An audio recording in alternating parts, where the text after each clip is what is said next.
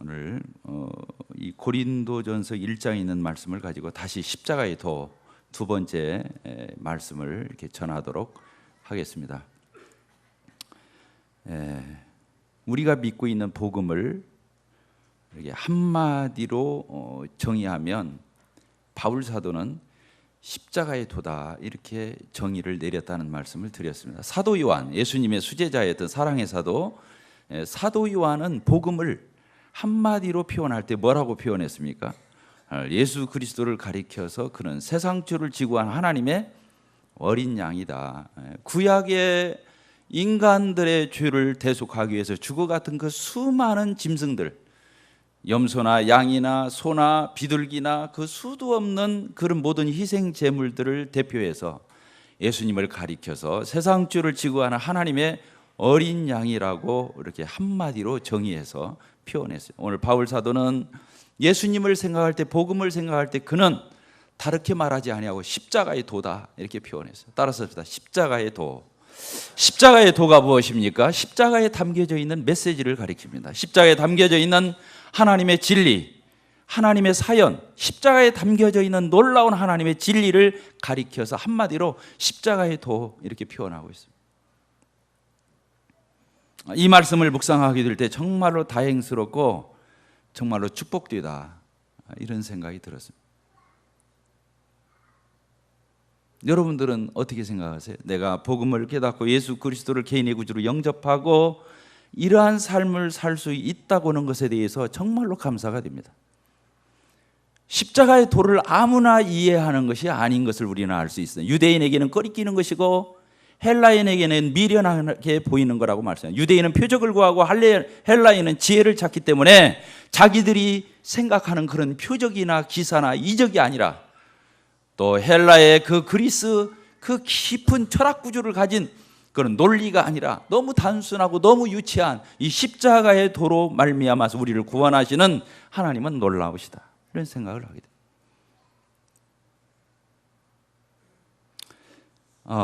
정말로 이 세상을 바라보면 그렇습니다. 우리가 고개를 들고 세상을 한번 휘 저어 보이죠. 이게 보게 되면은 정말로 세상이 기가 막혀요. 하나님을 도대체 못 믿는 사람들이 많이 있습니다. 여호와 하나님, 창조주 하나님, 만유의 주가 되시는 하나님, 인생을 지어주신, 마치 부모가 우리를 낳아주듯 하나님께서 우리를 하나님의 형상대로 하나님의 모양대로 우리를 지어주셨는데 그 하나님을 몰라보는, 도대체 알지 못하는 정말로 소경과 같은 이런 사람들이 인생 가운데 얼마나 많이 있습니까? 그러죠? 정말로 많이. 하나님 인정하고 살아. 나는 기적 같아. 도대체 하나님을 못 믿는 거 나는 이해할 수가 없어요. 그건 믿음으로만이 아니라 할지라도 상식적으로 그렇습니다. 세상 천지에 어떻게 하나님을 못 믿을 수가 있어요? 여러분들 그렇게 생각 안 하세요? 나는 하나님을 나는 안 믿어져요. 못 믿겠어요. 하나님이 어디 있어요? 나 이런 사람들은 도대체 나는 어이가 없어서 뭐라고 답변을 해야 할지를 모르겠어요. 양심을 속이는 거잖아요. 그러죠? 조금만 눈을 뜨고 있고 지각이 있다면, 그 사람이 정직하다면, 진실하다면 어떻게 하나님을 부인할 수 있겠습니까? 하나님을 부인하고 전혀 생각도 않고 무관심하게 무관하게 그냥 그렇게 살아가는 사람들이 대다수입니다. 내가 하나님을 알게 되었다고 하는 거, 여호와 하나님, 아버지 하나님, 창조주 하나님, 구세주 하나님, 이 하나님을 내가 알게 되고 믿고 있다고 하는 사실은 너무 다행스럽고 너무 마음에 참 맞아 이런 생각이 드는, 아멘 이런 생각이 드는 거예요. 또 보십시다. 얼마나 많은 사람들이 또 교회를 나옵니까? 안 믿는 사람들이 더 많지만 또 믿는 사람들도 믿겠다고, 하나님 믿겠다고, 예수 믿겠다고 교회를 출석하고 자기가 그리스도인이라고 말하는 사람들이 얼마나 많이 있습니까? 이 세상 가운데. 그러죠. 우리 눈에도 지금 밖에 나가보면 저희 눈에 띄는 교회가 한 10여 개 교회가 저희 예배당 주위로 있습니다. 오늘 한국에, 아니 전 세계적으로 그리스도인들이 얼마나 많이 있습니다. 그런데 정말로 마음에 답답하고 마음에 참 뜨거움이 올라오는 것은 무엇이냐면 복음을 똑바로 하는 사람이 없다고 하는 것입니다. 그렇게 많은 인류가 있는데 하나님을 인정하고 믿는 사람이 드문 반면 또 그런 대로 또 하나님을 믿겠다고 교회에 나오고 신앙생활하는 사람들이 많이 있는데 복음을 또 정확하게 알고 예수 그리스도를 영접하고 하나님을 섬기는 그런 사람들이 또 많지 않다고 하는 사실이에요.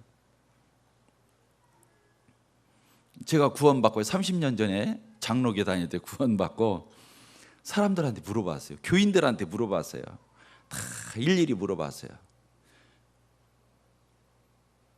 예수님의 보혈의 피로 우리가 죄사함 받은 거, 예수님이 다 대속의 은혜를 이미 다 지불하시고 모든 것을 다 마무리하시고 끝내시고 완성하시고 이제는 우리에게 예수 그리스도를 믿으면 은혜로 그저 값없이 공짜로 선물로 내가 하나님 앞에 의롭다함을 얻고 하나님 나라를 지금 가질 수 있는, 하나님의 나라를 지금 소유할 수 있는 놀라운 복음에 대해서 얘기를 했을 적에 알아듣는 교인이 몇 명 없었어요.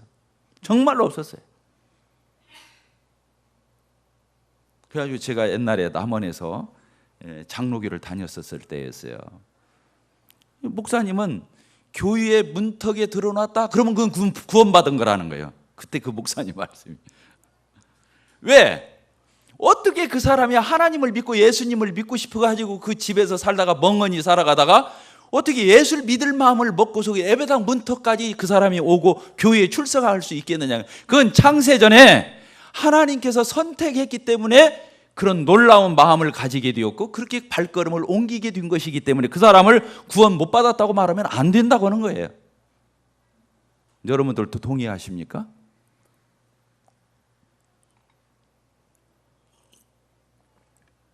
그래서 아무것도 모르는 채 하나님을 아버지라고 그러고 예수님을 주님이라고 부르고 복음에 대해서는 전혀 모르는 거예요. 그리고 이제 교회를 출석하다 보니까 사람도 사귀어지고 교회 생활도 익숙해지고 얼마 지나지 않아서 이제 직분도 받습니다. 뭐 권찰이다, 집사다, 뭐 조금 더 노련해지면 이제 장로다, 권사다 이런 직분을 받게 됩니다. 복음은 모르고 있습니다.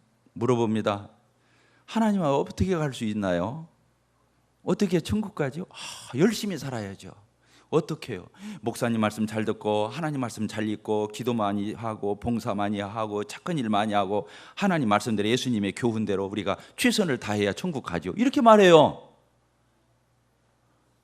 어떻게 해야 천국 간다고요? 여러분들은 뭐 하나도 안 놀라는 거예요 지금. 끔찍함. 그렇게 노력해야 가는. 그럼 그렇게 못하면 어떻게 되죠? 장담 못하지요. 이렇게 하는. 그 사람은 자기가 나름대로 교회에서 봉사 좀 하고 행위가 있고 열심히 하고 최선을 다할 때는 갈 것 같고 또 사람이 매일같이 항상 그렇게 자랄 수는 없잖아요. 3000% 빠질 때 그때는 지옥 갈 것 같고 오락가락 우왕좌왕하는 거예요.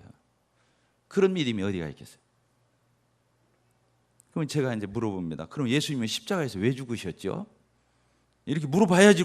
지금 교회를 나오는 목적이 예배당마다 다 십자가가 걸려 있고 십자가를 다 믿기 위해서 나오는데 예수님 십자가에 죽으신 거, 부활하신 거 모르는 교인은 없잖아요. 그러면 그분한테 열심히 노력해야 최선을 다해야 하나님 율법 지키고 계명 지키고 목사님 말씀 잘 듣고 봉사 많이 하고 그래야 천국 간다고 그러는데 그게 나쁘다는 얘기가 아니라 그게 왜 나쁘겠어요?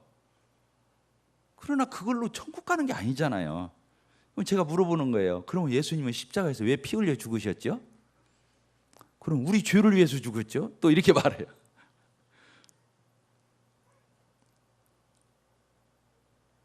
이게 그분들 생각 가운데는 뭐가 있냐면 하나님의 요구대로 하나님의 기준대로 하나님의 그 커트라인에 자기가 들을 수 있도록 정말로 몸부림치면서 열심히 하고 최선을 다하는 그런 가운데에 또 잘못하니까 그 잘못은 누가 사해 주는 거예요? 예수님이 십자가의 피로 사해 줘서 올바른 것이 없어도 못 가고 또 예수님한테 하나님 앞에 회개해서 예수님 보혈의 피로 그 잘못했던 것을 속죄 못 받으면 또 못 갈 것 같은 막 자꾸 여기서 복음 듣는 사람 또 헷갈리겠네. 뒤죽박죽이 되는 거예요. 그렇게 구원받는 것이 아니죠. 예수 그리스도께서 세상 죄를 지고 가는 하나님의 어린 양이라고 한 대로 저 아담에서부터 이 세상 끝날까지 창세부터 말세 때까지 이 세상 가운데 하나님의 형상대로 태어나는 모든 죄인들의 죄를 예수님이 다 짊어지고 가셔서 그 가시밭길을 가시고 고난의 길을 가시고 십자가에 한 마리 어린 양처럼 희생제물이 되어주셔서 예수님이 죽기 직전에 뭐라고 말씀하셨습니까? 다 이루었다. 따라서 합시다. 다 이루었다. 인간의 모든 죄의 문제를 내가 다 해결. 아담 안에서 죄인된 모든 인생의 죄를 예수 그리스도 안에서 의인 되도록 내가 길을 열어놓았다고 하는. 그래서 우리가 아담 안에서 죄를 피할 수 없는 것처럼 예수 안에 있으면 의롭게 될 수밖에 없는, 의롭게 되는 이런 놀라운 복음을 우리에게 전해 주셨습니다. 간단히 말합니다. 구원은 행위로 받는 것이 아닙니다. 구원은 뭘로 받습니까? 예수님의 공로로 받습니다. 따라서 예수님 덕분에 천국 간다. 그런데 예수님의 공로로 갑니다. 근데 예수님이 십자가에 죽으셨기 때문에 모든 사람이 다 구원을 받는 것이 아닌 것입니다. 그 예수님을 영접할 때, 예수님을 나의 구주로 믿을 때, 다른 말로 말하면 예수님이 나 때문에 죽었다, 예수님이 나의 죄 때문에 십자가에 피 흘려 죽으시고 그런 고난을 받으셨다고 하는 예수님과 나를 동일시할 때, 다른 말로 하면 예수님과 나와 연합된 사건을 알을 때 그것을 내 마음 가운데 받아들여 인격적으로 인정하고 내 것으로 취할 때 그 사람의 것이 된다고 하는 이런 놀라운 진리가 복음인 것입니다. 다른 길은 없습니다. 행위로 구원, 사람이 의롭다함을 얻는 것은 율법의 행위로가 아니라 오직 믿음으로. 그래서 우리도 예수를 그리스도를 믿는다고 말합니다. 모든 사람이 죄를 범하였으며 하나님의 영광에 이르지 못하더니 그리스도 예수 안에 있는 그 속으로 말미암아 믿음으로 하나님 앞에 은혜로 거저 값없이 의롭다 하심을 얻은 자 되었다고 하는 이런 놀라운 말씀들이 성경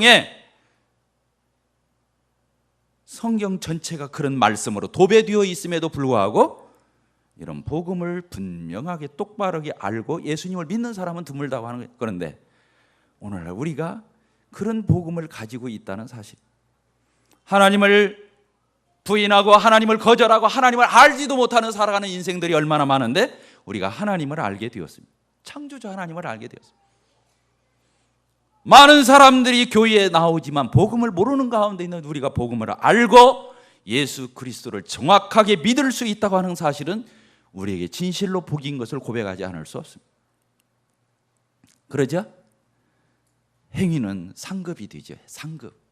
예수 그리스도를 은혜로 거저 영접하고 그 다음에 하나님 앞에 선한 삶을 살고 하나님의 뜻대로 살아가는 것은 그것 때문에 구원받는 것이 아니고, 구원받고 난 뒤에 은혜로 거저 값없이 하나님의 사랑을 받았으니 하나님 앞에 보답하고 싶고 그 은혜에 반응하고 싶고 하나님을 기쁘시게 하고 싶고 만문지일이라도 그것을 갖고 싶은 심정에서 우러나서 기뻐서 자원해서 하는 것이지, 억지로 마지못해서 의무감으로 율법적으로 하나님 앞에 그렇게 나가는 것이 신앙이 아니라고 하는 것을 우리는 알고 있습니다. 그러나 얼마나 감사합니다. 이렇게 분명한 믿음을 가지고 있다고 하는 것. 그리고 한 번 구원받으면 그 구원은 변하지 않습니다. 따라서 한 번 구원받으면 변하지 않는다. 그렇습니다. 놀라운 것입니다. 한 번 내 자녀가 됐으면 영원히 내 자녀인 것입니다. 불효자라 할지라도 내 자녀인 것입니다. 오늘 아침에도 차를 타고 어떤 모친님과 예배당 오르는데 감동을 받았어요. 그 자녀가 속썩이는 것을 제가 알아요. 그냥 가만 놔두고 싶지 않아요. 그런데 그 모친님이 걱정을 하는 거예요. 집은 지글 나간 지가 3개월이 됐는데 연락이 없다고, 안 돌아온다고, 애가 타서. 그게 부모의 마음이에요. 안 보이면 속 편하잖아요. 속 썩일 일도 없고. 그런데 부모는 그런 게 아닌 거예요. 한 번 내 자식은 영원히 내 자식인 거예요. 따라서 합시다. 한 번 자식은 영원한 자식이다. 효자든 불효자든. 주여, 우리가 그런 사람이 된 거예요. 우리가 누구의 자녀예요? 하나님의. 따릅시다. 나는 하나님의 자녀다. 그럼 하나님이 우리를 보실 때 우리 전라도 말로 옌수같이 행동해도 때로는 막 군밤 주고 싶고 그냥 휘철이 들고 막 때려주고 싶어도 그래도 누구 자식이요? 그냥 천국 줬다 금방 뺏고 싶어. 그래도 누구 자식이요? 내 자식이 이게 방법이 없는 거예요. 자식이 이길 부모가 있어요, 없어요? 따라서 자식이 이길 부모 없다. 원하지 않는 며느리 감이요. 근데 죽으나 사나 살고 싶다는 데는 방법이 없는 거예요. 제가 요새 하나님 앞에 회개하고 있어요. 하나님, 내가 영혼들을 사랑하지 못했습니다. 하나님의 자녀들을 내가 사랑하지 못했습니다. 옛날에는 막연하게 기도했어요. 사랑 달라고, 사랑할 수 있는 사람 되게 해달라고 하나님 앞에 기도했거든요. 기도가 바뀌었어요. 자식보다 손자가 왜 이렇게 이쁜지 모르겠어요. 여러분들이 볼 때는 진짜 안 이쁘죠? 솔직히 말해보세요. 하여간 이쁘다고 하는 사람 한 명도 없었어요, 지금까지.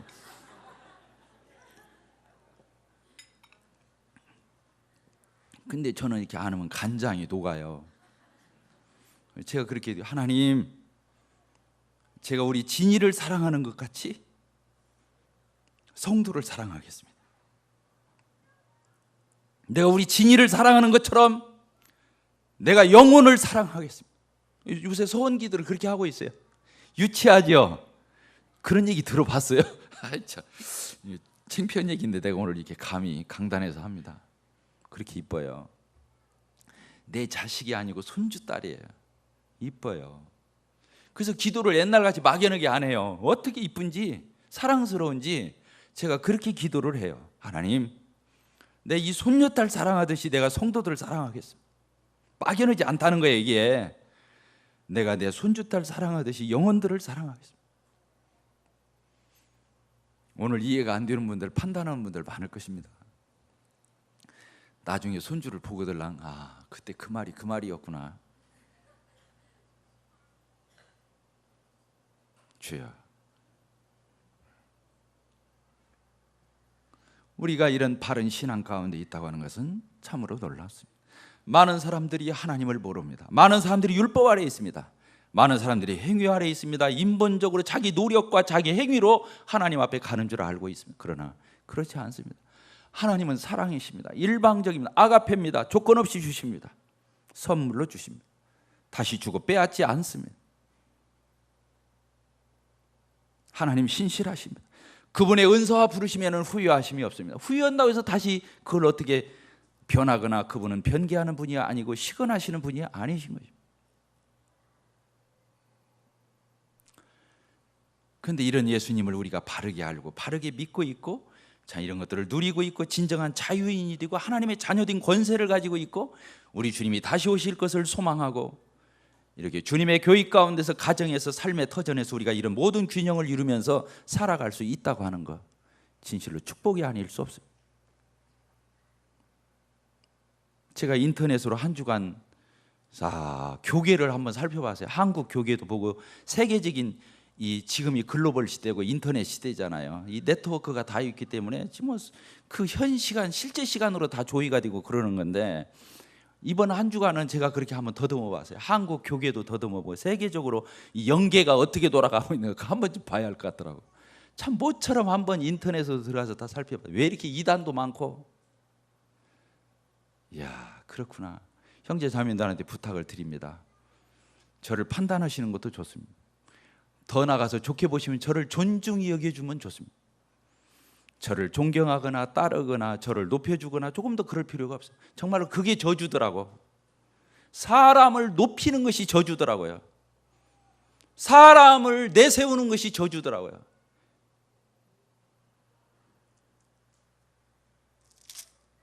한번 보십시다. 1장 31절 같이 읽겠습니다. 기록된 바 자랑한 자는 주 안에서 자랑하라 함과 같게 하려 함이니라. 우리가 누구를 자랑할 적에 사람 자랑하지 맙시다. 나가서 우리 교회 목사님, 우리 교회 목회하심 막 너무 훌륭하다 이런 말 하지 맙시다. 그냥 교회를 자랑합시다. 사람을 자랑하지 말고 교회를 자랑합시다. 우리 교회는 정말 사랑이 많고 형제님도 훌륭하시고 참 교제가 좋고 막 식구 같고, 이런 말은 할지라도 사람 얘기하지 맙시다. 아이고, 내가 어저께 그 조의 좀 해보고 그냥 머리 띵 했어요. 수도 없는 이단들이 참 사람을 하나님 떠받듯 하는 거 보고 어떻게 돌으면 돌아도 사람을 그렇게 해. 그렇잖아요? 사람은 사람이잖아요. 우리가 내가 사람인데 사람이 어떤 걸 왜 몰라요? 죄인이고 별 볼 일 없고 사람같이 실망스러운 게 어디 가요? 근데 뭐 사람이 아무리 훌륭해봤자 조금 훌륭하게 보이는 것이지 사람을 높일 이유가 없잖아요. 정직한 태도가 아니죠? 여기도 그렇게 써 있는 거예요. 그래서 고린도 교회는 뭐라고 그랬어요? 바울파, 게바파, 아볼로파, 그리스도파, 이게 파가 생긴 거예요. 훌륭한 분들이 있었던가 봐요. 그런데 그분들을 쫓아간 거예요. 그건 있을 수가 없는 거예요. 교회에서 그러면 안 됩니다. 그러죠? 그러니까 주님 안에서 예수 자랑하라고 그렇게 써 있는 거예요. 그리고 절대 사람의 것을 자랑해서는 안 됩니다. 교회에서는 육신에 속한 것, 세상 것 자랑하는 데가 아니에요. 뭔 말이지? 우리가 그럴 사람이 없지만 자기도 모르게 실수해서 본의 아니게 그렇게 실수할 수 있어요. 우리는 그러면 안 됩니다. 세상 것, 육신적인 것, 이런 거 교회 안에 들어와서 조금이라도 드러내거나 과시하거나 그런 걸 내세우거나 또 그런 사람 쫓아가고 인정해 주거나 절대로 교회에서는 그래서는 안 되는 것입니다. 왜? 여기 고린도전서 1장이 압권이에요. 놀라운 말씀으로 하나님이 우리를 구원하실 적에요, 이 복음의 돌이 예수님이 우리 죄를 대속하셔서 죄 문제를 다 해결하고 행위가 아니라 믿음으로만 의롭다함을 얻게 하시고, 그렇게 해서 하나님이 우리에게 영생을 주시고 구원을 주시는 이런 도리가 세상에서 똑똑한 사람은 못 깨닫게 해놨다는 거예요.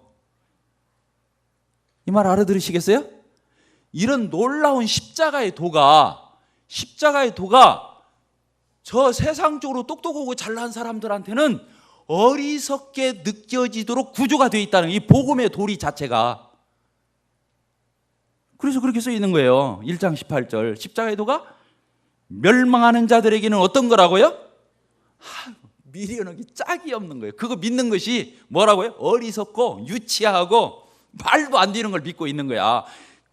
세상적으로 배우고 똑똑하고 잘나고 자기가 대단한 사람이라고 생각하는 사람은 십자가가 그렇게 들린다는 거예요. 어떻게 들린다고요? 어떻게 예수를 믿어? 어떻게? 그 사람 저 베들레헴 조그마한 고을에서 태어났잖아. 눌 자리도 없어가지고 어째서요?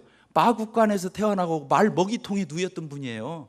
그리고 대단한 데서 예루살렘 수도에서 자란 분도 아니고, 저 이번에 가봤는데 예루살렘에서 상당히 떨어져 있는 저 나세렛이라고는 시골 동네에서 사는 분이에요.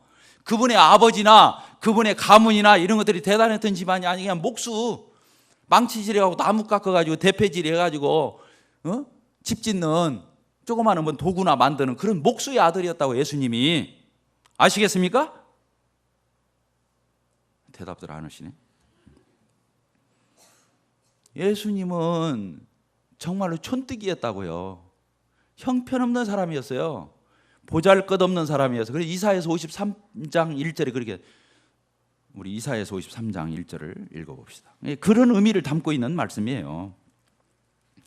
자, 이사야서 53장 이사야 53장 우리 너무 잘 알잖아요. 자, 보십시다. 예수님이 어떤 모습으로 나타나는지. 자, 1절 제가 읽겠습니다. 우리가 전한 것을 누가 믿었느냐? 여호와의 팔이 누구에게 나타나느냐? 그 예수님은 주 앞에서 자라나기를 연한 순 같고, 너무너무 여리디 여린 연약한 순 같다는 거예요.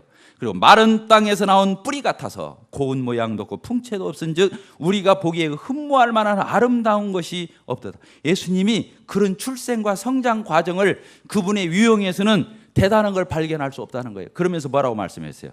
3절에 그는 멸시를 받아 사람들에게 버림을 받았으며 간고를 많이 겪었으며 질고를 하는 자라. 마치 사람들이 그에게서 얼굴을 가리는 것 같이 멸시를 당하고, 우리도 그를 뭐라고 그랬어요? 귀히 여기지. 예수님에게서는 세상적인 유형으로, 육체적으로, 처세적으로, 가문적으로, 명성에 있어서, 모든 면에 있어서 예수님에게는 보암직한 것이 하나도 없었다는 거예요. 그런 젊은이를 믿는 거예요. 우리가 그런 형편없는 시골뛰기 젊은이를 믿고 있는 거예요. 장가도 먹고 가고 죽은 그런 젊은이를 우리가 믿고 있는 거예요. 그분을 믿어서 구원받는다는 거예요. 영생을 얻는다는 거예요. 근데 하나님은 거기에 비밀을 여는 거예요. 예수님이 연약하게 비참하게 무기력하게 사람들에게 집회에서 재판받고 고난받고 손가락질 받고 침뱉음 당하시고 뺨 맞고 사람들이 그 예수님 바라보고 다 고개 젓고 다 소리치면서 죽이라고 그러고 버릇없다고 그러고 하나님의 아들이라고 했다고 그러고 유대인의 왕이라고 했다고 그러고 예수님을 다 손가락쥐고 소리 지르고 다 정죄하고 판단하고 예수님 비웃었다고요. 예수님이 그런 취급을 받은 분이에요. 근데 누가 예수를 믿냐고요. 그러나 그분이 고난의 종으로 오셔서 하나님이신 그분이 하나님의 아들이 인간의 몸을 입고 오셔서 우리와 같이 비천하게 되시고 형편없는 우리와 같은 모습을 취하시고 우리 죄를 담당하시기 위해서 희생제물이 되기 위해서 고난의 종으로 영광의 심판자로 오신 것이 아니라 우리를 구원하시기 위한 구속주로 오셨기 때문에 한 마리 어린 양처럼 고난의 종으로 우리 가운데 오신 게 볼품이 없었던 거죠. 유대인들은 꺼리끼는 거예요. 메시아 아담 때부터 지금까지 그들이 기다려왔던 예수님이 이 땅에 태어나시는 4천년이 지났어요. 그들이 고대한 것은 정말로 대단한 왕을 원했어요. 그런 메시아를 원했어요. 지금 로마의 속국으로서 식민지 생활하고 종살이 하니까 여기에서 우리를 건져줄 수 있는 구출해 줄 수 있는 해방자를 그들은 기다리고 있었어요. 다윗 왕보다 더 탁월한 왕을 기다리고 있었어요.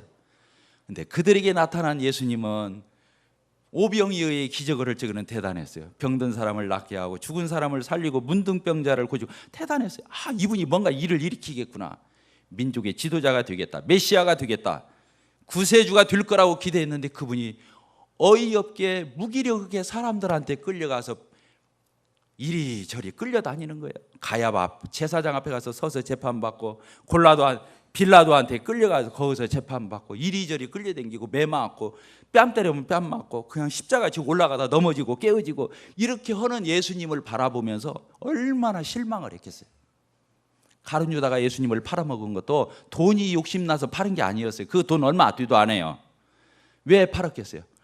이분이 지금은 옆에서 다 봤어요. 바다가 잠잠게 되는 것도 보고 물고기 2마리와 떡덩이 5개 가지고 5,000명 먹이는 것도 보고 다 본 거예요. 이분이 지금 보통 분이 아닌 거예요.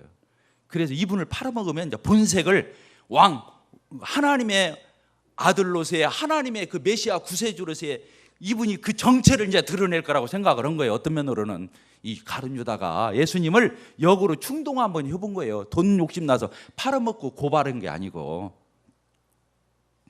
근데 예수님이 변함없이 그냥 무기력한 연약한 잠잠한 어린 양처럼 죽으시는 거예요.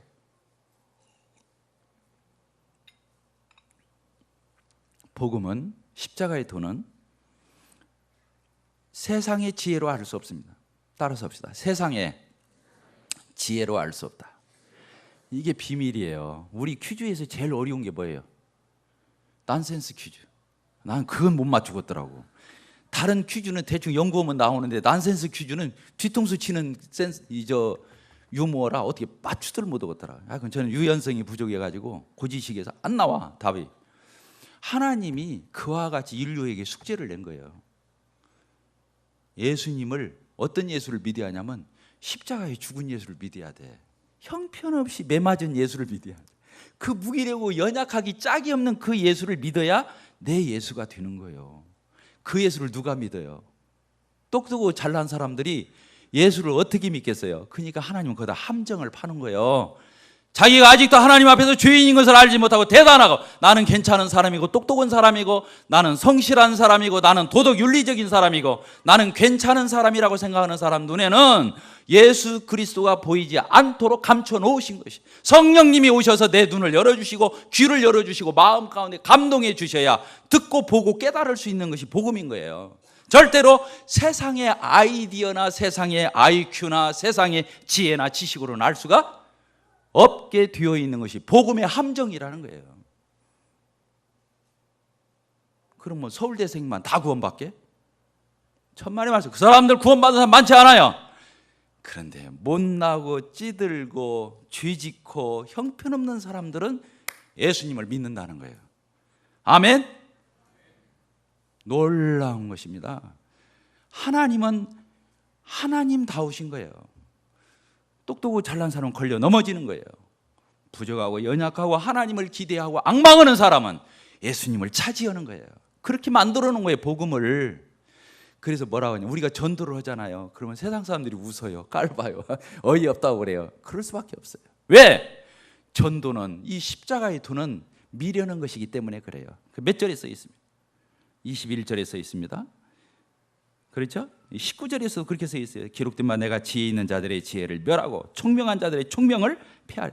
세상의 지혜 있고 총명 갖고는 예수님 앞에 올 수 없다는 거예요. 지혜가 어디가 있느냐? 선비 어디 있느냐? 이 세대의 말잘하는 말쟁이가 어디 있느냐? 하나님께서 이 세상의 지혜를 미련하기 짝이 없게 만들어버린 것이 아니냐. 하나님이 지혜에 있으니 이 세상이 자기 지혜로 하나님을 알지 못하는 거로 하나님께서 시작 전도에 미련한 것으로 믿는 자들을 구원하시기를 기뻐하셨다. 이렇게 써 있는 거예요. 전도에 미련한 거 따라줍시다. 전도에 미련한 거.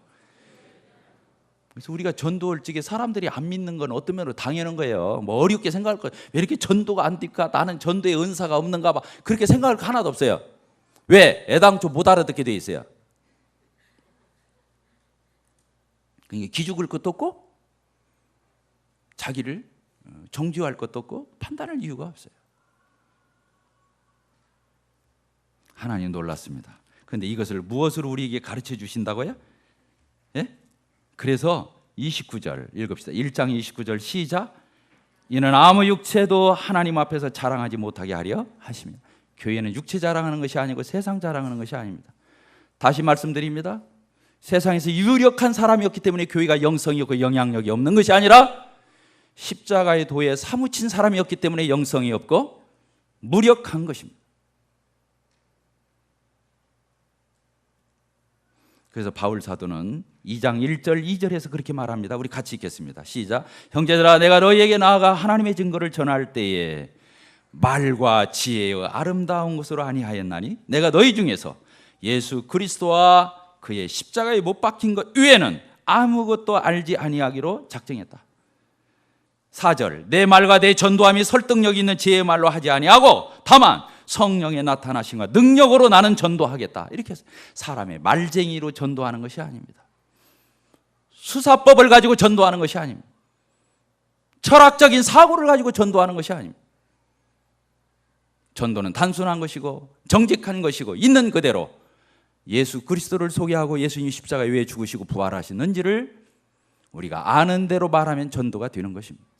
그때 성령이 역사하시면 거듭나게 될 것입니다. 지난주 행복했어요. 수요일, 목, 금, 토까지 계속 한 영혼을 놓고 만나고 기도하고 그랬어요. 처음에 뵀는데 그분이 아버지를 많이 타기셨더라고. 빈틈이 없어. 바늘로 찔러야 피 한 방울 안 날 것 같아. 너무 깔끔해. 눈은 의심에 가득 차고. 복음을 전했습니다. 첫날 그냥 그런 대로 분위기 좋게 헤어졌어요. 밥 먹고. 두 번째 날 예수님을 증거했습니다. 죄와 심판에 대해서 전했어요. 세 번째 날 무너졌습니다. 자기 표현이 무너졌다고 그랬어요. 알아듣기 시작했습니다. 그에게 많은 질문들이 사라지는 것을 보았습니다. 제가 그분에게 그렇게 말했습니다. 당신이 머리가 좋아서 깨달은 게 아니요. 내가 말주변이 좋아서 당신을 설득한 게 아니요. 하나님의 성령이 감동해서 당신의 귀를 열어주고 눈을 열어주고 마음을 깨우쳐 준 것입니다. 나에게 하나님의 말씀을 주신 것입니다. 십자가의 도가 멸망하는 자들에게는 미련한 것입니다. 구원을 받는 우리에게는 하나님의 능력이요 지혜가 되는 것입니다.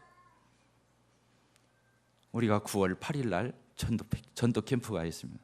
형제자매님들 전도합시다. 따라합시다. 전도합시다. 옆에 보면서 혼자 말하면 또 피해갈 수 있으니까 우리 전도합시다. 전도합시다.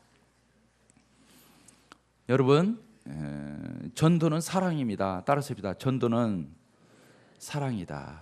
왜? 하나님의 최고의 사랑을 그가 접할 수 있는 기회를 주기 때문에 그렇습니다. 전도를 하지 않으면서 하나님의 사랑을 논해서는 안 됩니다. 마치 내가 성도 사랑이 있고 내가 연약한 지체를 사랑하는 것 같고 하지만 내가 전도하지 않고 있다고 한다면 그건 기만이라고 나는 분명히 말씀드릴 수 있습니다. 어림도 없는 얘기입니다. 전도를 하는 사람이 형제자매 사랑할 수 있습니다. 전도하는 사람이 하나님 사랑할 수 있습니다. 우리는 말로 얼마든지 다른 말들을 둘러댈 수 있습니다. 전도해야 됩니다. 하나님은 우리 인생들을 구원하시기 위해서 자기 아들을 죽였습니다. 우리를 살려주시기 위해서.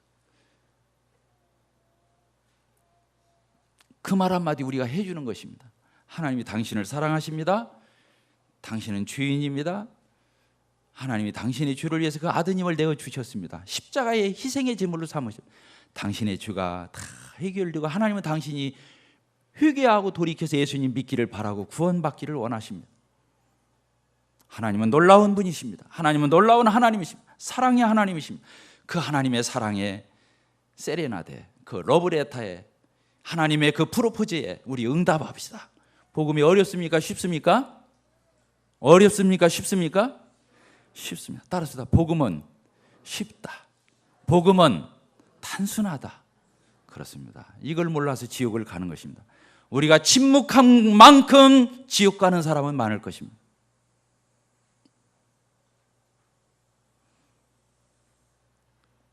우리가 하나님을 사랑하고 영혼을 사랑하는 것을 전도로 나타냈으면 좋겠습니다.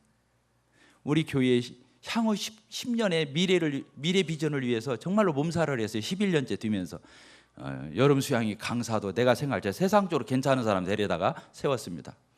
하나님이 정반대의 말씀을 주셨습니다. 세상에 그럴듯한 매뉴얼에 주님의 교회의 운명이 달려있는 것이 아니라 다시 내가 구원받을 때 첫사랑으로 돌아가서 영혼들을 위해서 눈물을 흘리고 영혼들을 껴안고 영혼들을 가슴으로 대하 영혼들을 하나님의 눈으로 바라보고 오 주여 하나님 제가 잊었습니다. 어디서 떨어졌는가를 생각하라고 하셨는데 내가 그 사랑을 잃었습니다. 떨어졌습니다. 내가 다시 돌이키겠습니다. 하나님 저에게 영혼 사랑하는 마음을 다시 주십시오. 십자가의 보혈의 피에 다시 저를 적셔 주십시오. 하나님 내가 남은 생애를 이 길을 가겠습니다. 이게 전주 북북교회 미래 비전 10년이 되리라고 저는 믿습니다. 형제 자매님들 영혼들을 우리는 나가서 전도는 실패라는 것이 없습니다. 하나님은 반드시 갚아주십니다. 기도하고 마치겠습니다. 아버지 하나님, 십자가의 도가 세상에서 똑똑하고 잘나고 있고 명성이 있고 가문 있는 자들에게는 미련하게 보이고 구원을 받는 미련하고 비천하고 천박한 저희들에게는 진실로 복된 소식이요 기쁜 소식이 되는 것에 대해서 아버지 하나님 감사합니다. 어찌하여 저희들의 마음을 낮추시고 겸손케 하셔서 어린아이와 같이 하나님의 말씀에 귀 기울이고 예수님 믿도록 영접하도록 저희들을 인도하여 주셨는지요. 아버지 하나님, 이러한 놀라운 사랑을 만나는 사람마다 특히 무엇이 효도가 되겠는지요.